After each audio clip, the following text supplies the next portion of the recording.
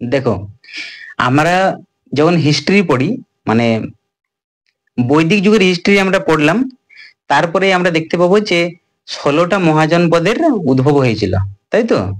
তো সেই 16টা মহাজনপদ শেষ অবধি মানে কয়েকটা দিয়ে গিয়ে থাকে। তার মধ্য থেকেও সব থেকে শক্তিশালী যেটা ছিল সেটা হচ্ছে মগধ। তো এসএসসি বা রেলওয়েতে প্রত্যেক বছর হিস্ট্রি থেকে একটা না একটা কোশ্চেন এরকম থাকেই, যে মগধের রাজবংশে, মানে মগধ রাজ্যে যে সমস্ত রাজবংশগুলো পরপর পরপর রাজত্ব করেছে তাদের ক্রম অনুযায়ী সাজাও, এরকম একটা কোশ্চেন থাকে যে নিচের কোনটি ঠিক। তারপর 1 নম্বরে থাকে এই বংশ গ্রেটার দেন এই বংশ এই বংশ। এইভাবে 4টে অপশন দেওয়া থাকে, তোমাকে বলতে হবে যে কোন রাজবংশের উপর কোন রাজবংশ হয়ে কোনটা ঠিক অ্যাকচুয়ালি। তো দেখো, কনফিউজ তো হয়ে যাও, এটা তো স্বাভাবিক। তো আমি তোমাদেরকে আজকে একটা ট্রিক বলবো, যেটা দিয়ে তোমরা ইজিলি মনে রাখতে পারো, আর কোনোদিন তোমরা ভুলবে না। দেখো, প্রথমে আমি তোমাদেরকে বলছি, হর্ষ নামে একটি ছেলে ছিল। সে প্রথমে শিশু ছিল, সবাই যা থাকে সেও তাই শিশু ছিল। তারপরে সে একদিন নন্দ উপাধি পেল।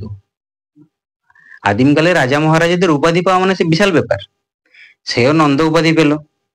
নন্দ উপাধি পেয়ে সে একটা বাহন রাখলো কাছে, যে আমার বাহন হবে ময়ূর, আমি যেখানেই যাবো ময়ূর চেপে যাব। তারপরে তার সুর গজিয়ে গেল। ওই যে বলে না আমাদের আজকালকার দিনে, আরে ওর সুর গজিয়ে গেছে আলাদা লেভেল, এখন ও ধরা ছোঁয়ার বাইরে। তারও তাই হলো, ময়ূর বাহন পেয়ে, নন্দ উপাধি পেয়ে তারও সুর গজিয়ে গেল। সুর গজিয়ে পেয়ে তার কান বিলুপ্ত হয়ে গেল।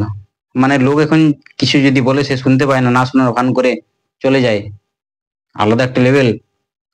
আর তার 7টা জন্মের যে তপস্যা, মানে সে চেষ্টা করতে এরকম হওয়া, সেটা তার সার্থক হলো। তো তোমাদেরকে একবার জিস্ট করে দিই।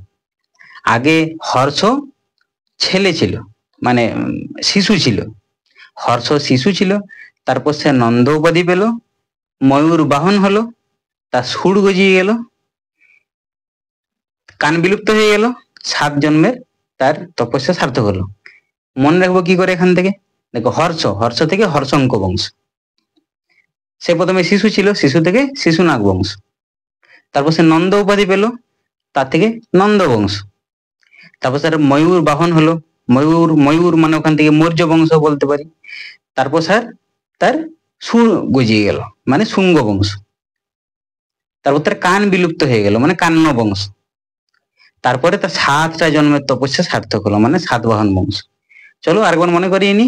হর্ষ আগে শিশু ছিল, তারপর নন্দ উপাধি পেল, ময়ূর বাহন রাখলো কাছে, সুর গজিয়ে গেল, কান বিলুপ্ত হয়ে গেল, আর 7 জন্মের তপস্যা তার সার্থক হলো। তো আশা করছি আর ভুলবে না। তো সাবস্ক্রাইব করে নাও আরো ট্রিকের জন্য।